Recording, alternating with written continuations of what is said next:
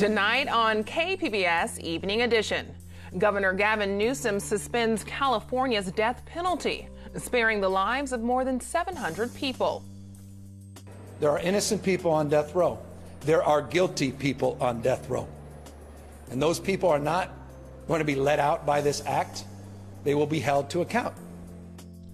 Why he believes capital punishment should be abolished. Plus, more than 300 names are removed from the San Diego gang injunction list. We speak with District Attorney Stefan about the decision. And the president issues an emergency order, grounding a line of commercial airplanes. The new information prompting the move. KPBS Evening Edition starts right now.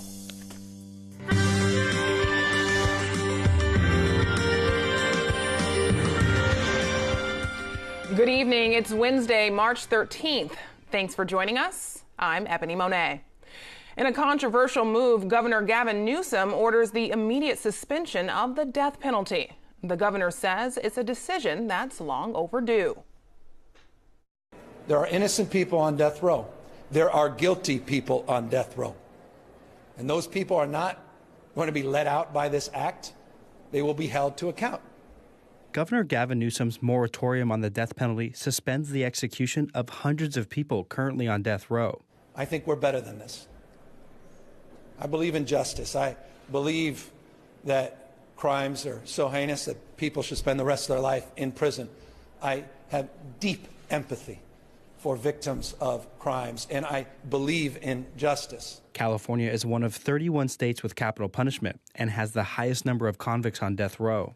Governor Newsom says not only is the death penalty ineffective and irresponsible, it's also a waste of taxpayer money.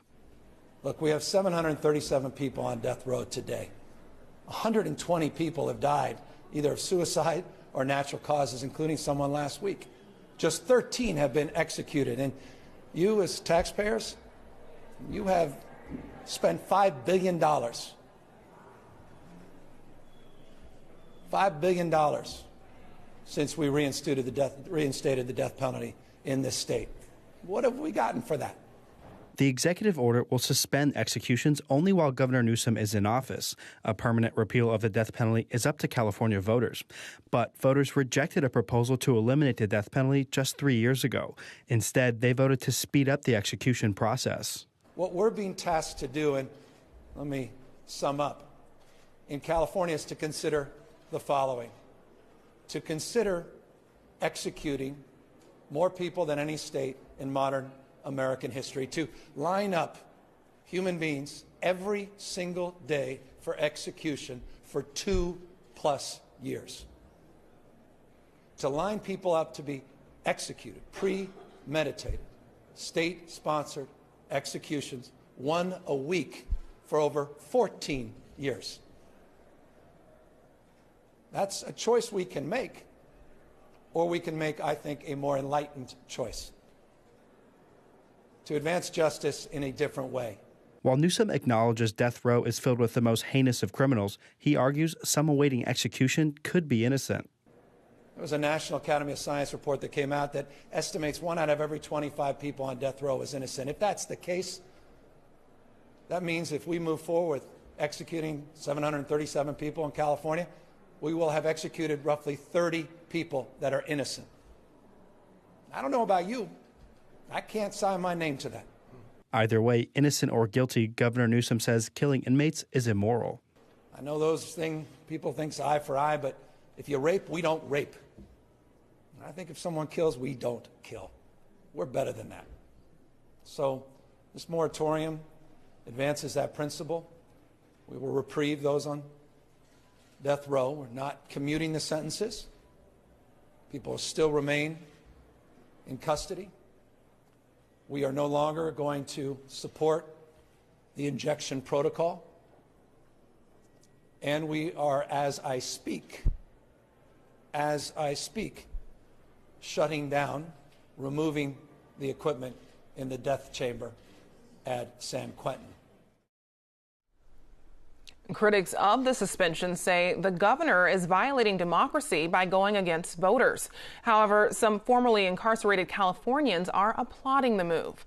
In 1991, Frankie Carrillo was arrested at age 16 for a murder he did not commit. He was sentenced to 30 years to life in prison. He spent 20 years in prison before being exonerated when new evidence came to light. He believes he could have been sentenced to death had he not been a minor when the crime occurred. Carrillo has been out of prison for 8 years and remains a strong opponent to the death penalty. He says his case is not an isolated incident and believes there may still be inmates who have been sentenced to death for crimes they did not commit.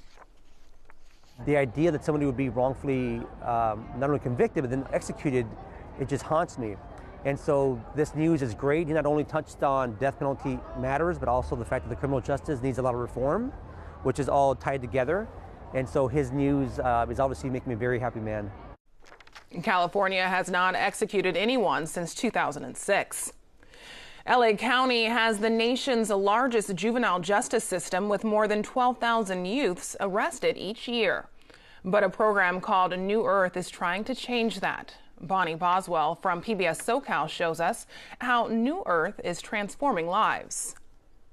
Hello, I'm Bonnie Boswell. Los Angeles County has one of the largest incarcerated youth populations in the country.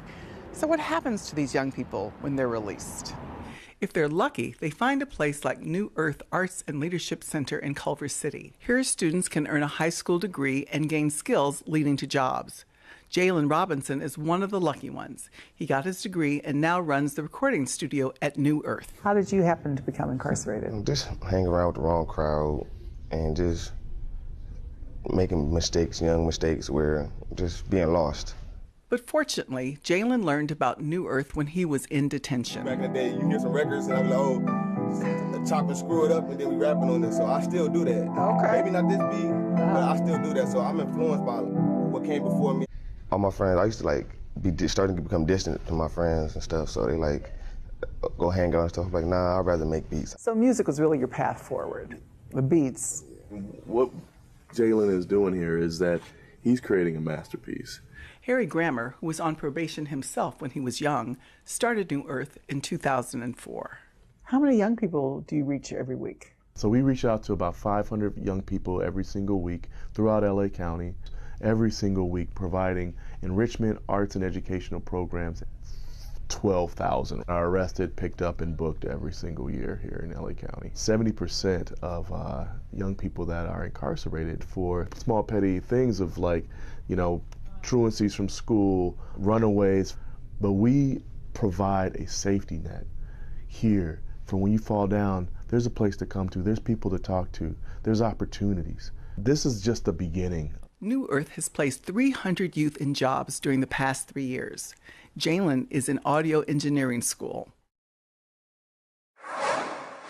Tonight, we're taking a closer look at this week's news that the San Diego County District Attorney's Office has removed hundreds of names from the gang injunction list. On Monday, District Attorney Stefan announced she has reviewed the 799 people on the list and has taken off more than 300 names due to a lack of recent criminal activity. So I'm joined now by District Attorney Stefan. Welcome. Thank you. Thanks for having me. And during the time when they were more in use, any evidence that these gang injunctions actually helped law enforcement with efforts to reduce gang violence? So the first one in San Diego was in 1997 and the last one in the year 2000. And if we just look at the number of gang murders and gang-related crimes, they have substantially gone down in San Diego. It's very hard to say whether any one effort, whether it's the civil gang injunctions or whether it's the more intense law enforcement or whether it's the enhanced community engagement. But, it's a combination of multiple efforts that came together, and gang violence and gang crimes are down in San Diego. And what was your announcement this week regarding these injunctions? Well, you know, I'm always out in the neighborhoods talking to people, and I learned that these gang injunctions, that even though they occurred many, many years ago, that individuals remain on them for a lifetime unless there is a specific court action to remove them from the list. You don't automatically fall off after 5 years.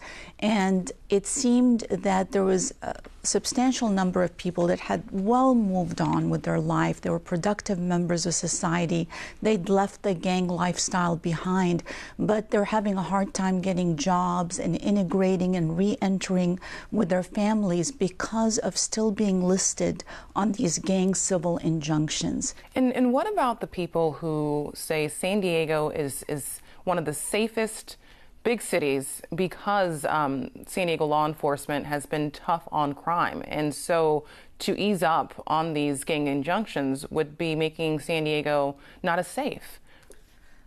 Well, we worked very closely with each law enforcement agencies involved, and it was all by collaboration and agreement. So this was an agreement based on understanding that this person has been away from any serious violent crime for 10 years, and that they've been away from any gang involvement for 5 years. And statistically, that is a very valid way to assess whether they're actually a risk presently. And what about the other argument? Some advocates say that people were falsely named and placed on the list, although they did not have proven strong ties to a gang. Well, in each of these cases, we had to obtain a court order initially when the injunction went into place that showed their gang membership, and it also showed why they were causing this level of kind of terror to the community that deserved the injunction. So everything was done in open court, and they had the ability to defend their position. And these are the court orders that the courts issued. All we are saying at this point is that these court orders have a lifetime effect, but there are certain people, in this case 42%, have changed circumstances from the time that they went on the list maybe 20 or 10 years ago. And lastly, hoping to get your thoughts on today's news that Governor Gavin Newsom is set to sign an order that would, in effect, suspend California's death penalty. What are your thoughts about that? My thoughts always go to the victims. So my thoughts immediately went to the mothers of Kiever and Sellers, the 9 and 13-year-old boys that were raped and murdered and tortured in South Bay by somebody who's already a convicted rapist. And he happens to be a Caucasian sexual predator, and he killed these 2 boys. And the jury found that he deserved the death penalty after a long jury trial. So my thoughts go to them because we are still in contact with them, and I know they just traveled to the Supreme Court to fight for that conviction to remain, because for death penalty cases there are multiple review processes to make sure that we get it right, and because it's the ultimate penalty and it's very, very serious. And, you know, they advocated that this conviction stand. For them, it's a measure of justice that they felt the jury gave them. So for these families and others like them, it is like a unilateral decision that takes away the jury's decision, along with the voters' decision in 2016 to keep the death penalty. District Attorney Summer Stefan, thanks so much for talking to us. Thank you. The U.S. is grounding the Boeing 737 MAX 8 jet following the crash of an Ethiopian Airlines jetliner that killed 157 people. President Trump has issued an emergency order. The U.S. is the latest country to bar the jet as the investigation into the latest crash, the second in just more than 5 months, is underway. The president says new information received this morning shows a possible but unproven similarity to a previous MAX 8 crash. We're going to be issuing an emergency order of prohibition to ground all flights of the 737 MAX 8 and the 737 MAX 9 and planes associated with that line. I've spoken to Elaine Chao, Secretary of Transportation, Dan Elwell, Acting Administrator of the FAA, and to Dennis Muhlenberg, CEO of Boeing, and they'll be available shortly after our conference today. They are all in agreement with the action. Any plane currently in the air will go to its destination and thereafter be grounded until further notice. So planes that are in the air will be grounded. If they're the 737 MAX, will be grounded upon landing at the destination. Pilots have been notified. Airlines have been all notified. Airlines are agreeing with this. The safety of the American people and all people is our paramount concern. Our hearts go out to all of those who lost loved ones, to their friends, to their families in both the Ethiopian and the Lion Airlines crashes that involved the 737 MAX aircraft. It's a terrible, terrible thing. Boeing is an incredible company. They are working very, very hard right now. And hopefully they'll very quickly come up with the answer. But until they do, the planes are grounded. The president's decision to ground the planes may cause problems for U.S. airlines. San Diego International Airport officials say they're not immediately sure how today's grounding will affect local air traffic.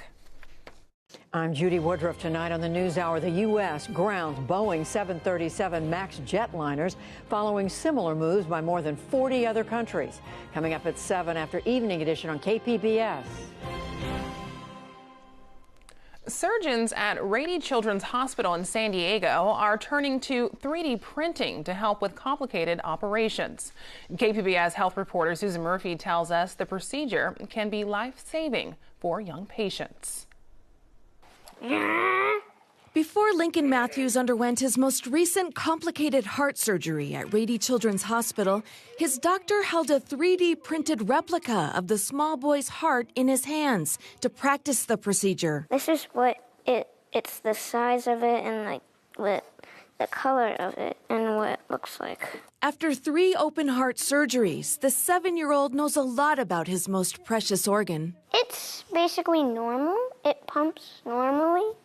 But sometimes when I'm beating my heart, it stops, but then it keeps going. He was born with just one working ventricle and a hole in the place of the other. His heart was also tilted to the opposite side of his chest. It basically helps my body and keeps my body alive. His 3-dimensional life-size model, detailing every valve, vein, and artery, clearly shows the complication and where doctors would have to reroute the blood flow.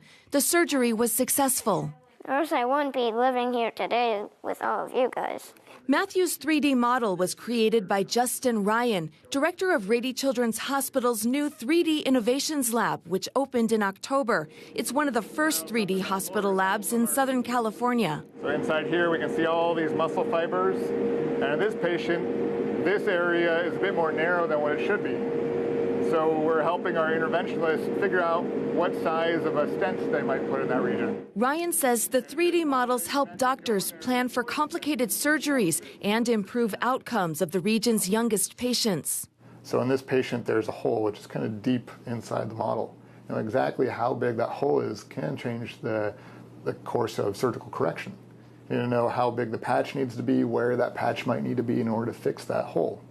We can also identify when there's a lot of tiny little blood vessels, which ones might be more critical to save, or which ones can be sacrificed in order to help flow to other regions. Ryan, a PhD in biomedical engineering, churns out about a dozen 3D models every week, from hearts to spines to skulls. To create the models, he uploads a patient's medical images into a special computer program. And they need to be 3-dimensional in nature, so that's going to be a CT scan or an MRI or 3D ultrasound. And that'll allow us to create a 3D computer model, which then gets sent to a 3D printer. The models are printed one thin layer at a time using resin or nylon powder or a liquid plastic. This part will be a bit noisy. After printing, the models are put into an air blasting machine to blow off the excess. He says creating a spine with airways takes nearly 20 hours. A heart the size of my hand might be finished in about 4 hours. Some models are printed in color to make it easy for patients and their families to better understand the diagnosis and surgery plan. We're able to say that purple chamber is connected to the red and blue vessel, and it shouldn't be that way. You create a new way to communicate with families. The color also helps surgeons differentiate who's going to work on which part. Dr. John Nigro is chief of Rady Children's cardiac surgery and director of the Heart Institute. We actually sit and analyze the models, and that helps us understand what is the optimal approach to kind of repairing the defect. Dr. Nigro encouraged the opening of the lab and recruited Justin Ryan after working with him in Arizona. He says the 3D models are crucial. So they really do help our children who have the most complex disease and are the sickest. And it really makes a huge difference. He says holding a replica life-size anatomy in his hands to study difficult anomalies is empowering. He compares working without a model to driving without GPS. Before, I think we kind of had an idea in our mind, but sometimes we would be fooled, right? We would get in and it was a little different than we had anticipated or than how our mind had anticipated. He says most of all, the models help reduce the risk of surgery to the child. We decrease the amount of time that the child is actually on the bypass machine and in the operating room. And that definitely translates to less complications and better long-term outcome. Little Lincoln Matthews says he's feeling much stronger these days. I couldn't run that fast, but since a month ago, I can run super fast now. But he faces another surgery down the road. When I'm 21, my mom says I have to have a heart transplant, and so my mom hopes that they have something to put inside my body to help it too. He hopes his experience will help other children facing difficult surgeries. He shares this advice. Be brave and know that you're very special. Susan Murphy, KPBS News. What a brave little boy. Such a touching story. Sunny skies are back in San Diego, but it's still pretty chilly out there. Meteorologist Dajia Swad tells us when we can expect a warm-up. Winds are easing up here across Southern California, and we're really going to notice that sunshine beginning to thrive. Here's a look at the satellite and radar from earlier today. Not much precipitation across San Diego County. Closer look, dry conditions in San Diego all the way out towards Borrego Springs. Now, we move into tonight. It is clear with a low of 50. Just a few clouds trying to make their way on in, but overall, the forecast is dry with a low 42 in Oceanside, cooling down to 45 in Borrego Springs and 30 in Mount Laguna. We definitely need those jackets, that colder, or I should say cooler air in place for tonight. But as we continue into your Thursday and even into Friday, we'll have a milder push of air across much of California. Chillier conditions shift their way in towards Nevada, Utah, as well as portions of Arizona, and will remain mostly dry. So lots of sunshine for your Thursday, topping off at 69 in Oceanside, 70 in San Diego, and if you're out towards Borrego Springs, a high of 71, 48 in Mount Laguna. We continue into this weekend with that warmer air thriving. We have this upper level ridge, and that's going to keep things dry, hold off some wet weather here across the West Coast, which is always a nice thing, especially if you have outdoor plans. As we head into this weekend, you'll notice our temperature trends warm into many of our areas. So 69 for tomorrow, and then into the lower 70s Friday, Saturday, Sunday, all the way through Monday with plenty of sun. And as we move out of the coast and into the inland areas, even warmer, upper 70s for Friday into your Monday. Warm air sets on up over the weekend. Going to be fantastic. Be sure to stay hydrated if you're out to the deserts, because we're not only going to see temperatures in the upper 70s, but they'll also climb into the 80s by Sunday and Monday with lots of sunshine. Also, don't forget that sunscreen if you plan to do any hiking in those desert areas. And as for the mountains, not as warm, but noticing that warm push of air. Still going to be a breeze out there Saturday with a high of 53, then remaining in the 50s through your Sunday and all the way into the early week. Reporting for KPBS News, I'm your meteorologist, Dajia Swad. Back to you. Now for a recap of tonight's top stories. Governor Gavin Newsom places a moratorium on capital punishment in California, suspending the execution of more than 700 inmates. However, the suspension only lasts while he's in office. It's up to voters to permanently repeal the death penalty. The U.S. is banning the Boeing 737 MAX 8 jet following the crash of an Ethiopian airline jetliner that killed 157 people. President Trump issued an emergency order this morning. The U.S. is the latest country to bar the jet as the investigation into the latest crash, the second in just over 5 months, is underway. Surgeons at Rady Children's Hospital in San Diego are turning to 3D printing to help with complicated operations. Rady Children's says 3D models help doctors plan for complicated surgeries and improve outcomes for the region's youngest patients. You can find tonight's stories on our website, kpbs.org/evening edition. Thanks for joining us. Have a great night.